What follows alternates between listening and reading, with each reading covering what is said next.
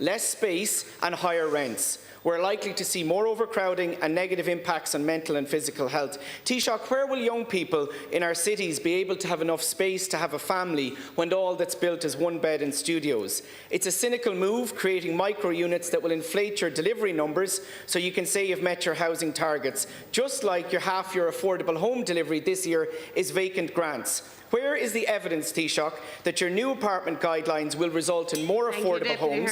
And how can you ensure that the cost savings will be passed on to home buyers and renters and not just line the pockets of developers and investor funds? I think, Deputy, you unfortunately and your party engage continually in the politics of slogans, not in terms of action. We're taking action. You've mentioned too, we've taken about 15 actions now since the beginning of government. In relation to housing alone, and we'll continue to take actions in relation to housing, and there will be housing types of different size.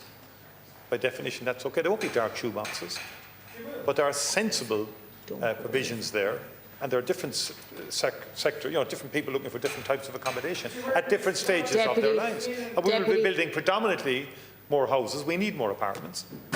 We need more private sector investment. We need more private sector investment.